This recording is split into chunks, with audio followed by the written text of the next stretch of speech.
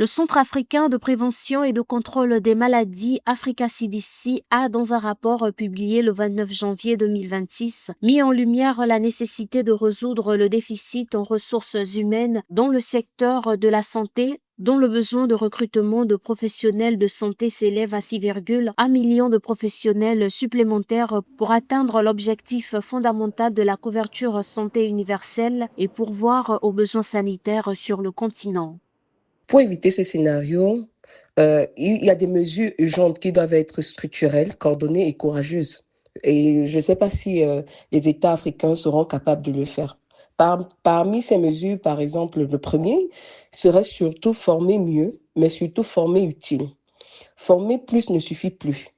Il faut adapter les curricula aux réalités locales, telles que les soins primaires, santé communautaire, santé mentale, urgence ou même encore des violences basées sur le genre. La pénurie de ressources humaines en Afrique touche l'ensemble du personnel de santé, médecins, infirmiers, sages-femmes, techniciens et agents communautaires. Ce déficit, combiné au sous-financement chronique des systèmes de santé, alimente le recours au tourisme médical. L'exode massif des soignants au Nigeria a atteint des proportions alarmantes. Près de 10 000 médecins ont quitté le pays entre 2022 et 2024, selon l'Association médicinale nigériane.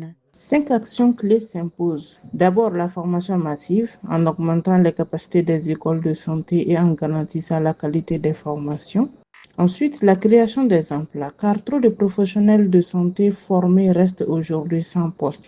Il est aussi important d'adapter une politique de rétention en améliorant les salaires, les conditions de travail et les perspectives de carrière afin de limiter la migration des compétences. Les États doivent également investir durablement dans les ressources humaines en santé et renforcer la planification et la gouvernance du secteur. Enfin, l'Afrique doit innover, notamment en valorisant les agents de santé communautaires et les solutions numériques pour atteindre les zones sous-desservies. Former, employer, retenir et innover, c'est à ce prix que l'Afrique pourra éviter une crise majeure de son système de santé d'ici 2030. L'Afrique a perdu 2 400 milliards de dollars en soins hors du continent selon la Banque africaine de développement, soulignant les faiblesses structurelles et la méfiance envers les systèmes de santé locaux. Sans action rapide des gouvernements africains, du CDC Afrique et de l'Union africaine, la crise des ressources humaines menace les objectifs de santé et la gestion des futures urgences. Le CDC Afrique alerte sur l'urgence d'établir des stratégies pour former, retenir